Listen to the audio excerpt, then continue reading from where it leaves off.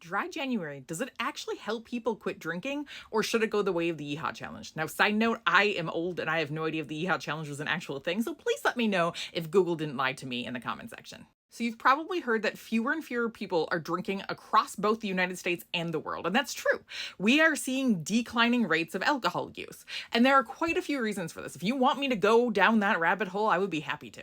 But one of the suggested reasons is this idea of a temporary abstinence period. It's actually making people less likely to drink in the future. So these are things like Dry January or Sober October, where people quit drinking for like an entire month. But do these months off actually work? So I'll get into that in just a little bit, but first I have to explain what Dry January actually is and is not. So Dry January was first started in the UK in about 2013 and has become pretty popular. So in terms of the UK, millions of people say that they are participating in Dry January. Now, it's not as popular in the US, probably because fewer people know about it. Like, it is widely publicized in other countries. But we do see that still about 7% of people say that they participated in some sort of drinking abstinence challenge in the last year. Dry January is recommended for certain groups of people. So kind of this like middle group of people, not the low drinkers, not the people who rarely drink. They don't need to care about Dry January. And not like the high chronic heavy drinkers, because it is incredibly dangerous for them to quit drinking out of nowhere. You can actually die from alcohol withdrawal. And so they're looking at people who are above those low risk guidelines, but below the heavy drinker stage. Low risk guidelines say that men should not have more than 2 drinks per day. Women should not have more than 1 drink per day. And what you want is to have days in between where you're not drinking at all. You should not binge drink, so drink a lot in a short period of time. And you should kind of space out your drinks throughout the day or that night. So that's kind of like the standard, like you should be at that level, not higher. Now, the main question here is, does Dry January actually work? And it depends on how you're measuring success. So we're talking about things like, do people quit for long periods of time? Does it actually make them quit like completely? Do they get any risks after just quitting for a month? Is there any benefit to just not having alcohol for that month? And they have done a ton of research on this, actually, a lot of it in other countries. So let me tell you what they found. So first, I'll talk about the US study just because it genuinely amused me. So there was a study done in the United States where they asked about kind of sober curious, which is its own topic. I'm not going into that right now. And then they asked about people who had temporary alcohol abstinence. And they found these people because more than 14 years ago, this group of people had gone through basically California's new version of DARE. It was called the Choice Program. Sometimes these programs are also known as Keeping It Real because we love decade-old slang. And so these people had gone through California's Choice Program more than 14 years ago. And for some reason, we're still answering these survey questions that the researchers sent out after over a decade. So every year they sent them $50 in a new survey, and every year over 90% of them participated. Like, how is that even possible? I can barely get someone to come into my office the week after I ask them for a meeting. Like, 14 years later, you're still answering surveys? That's wild to me.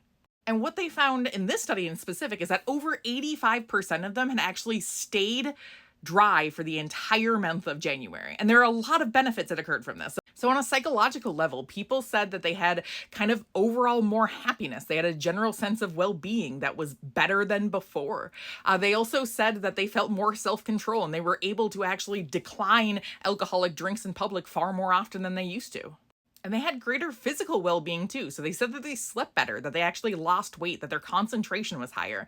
And some of their vitals actually changed too. So they had lower blood pressure overall. And after the study was over, about half of them said that they actually drank less in the next months. About 1/3 of them remained at the similar levels, and 15% of them just completely stopped drinking whatsoever.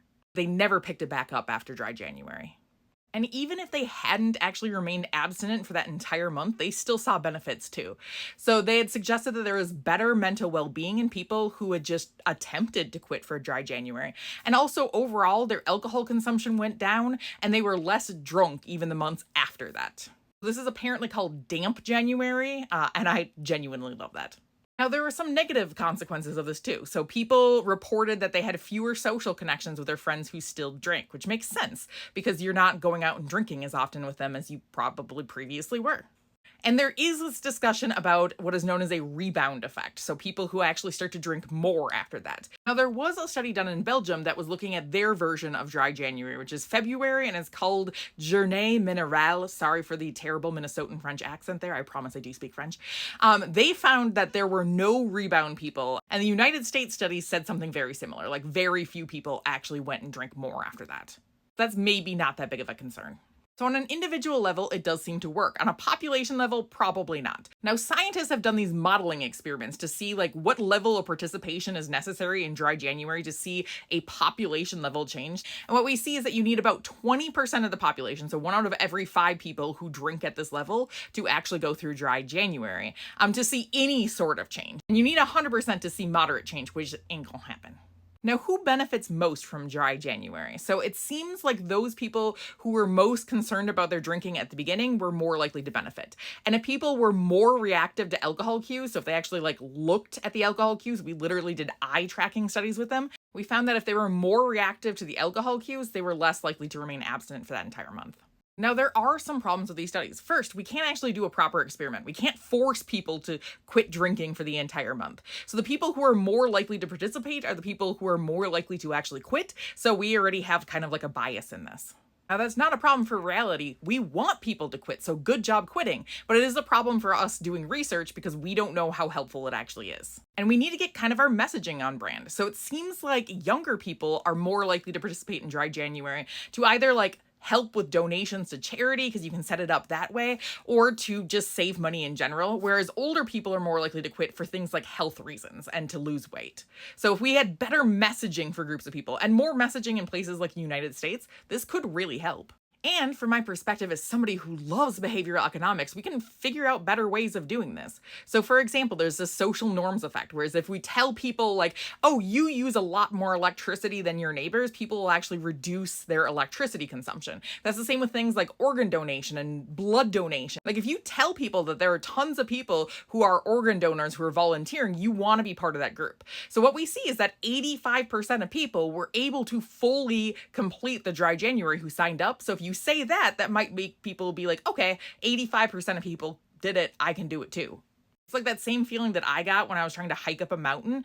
And then I was like, I can't do this. This is a giant mountain. And then I looked up and there was 80-year-olds hiking up it. And I'm like, okay, if they can do it, I can do it too. Side note, they were very athletic 80-year-olds. We can make the messaging better for dry January and maybe get even more people involved because it turns out it actually might be a great thing.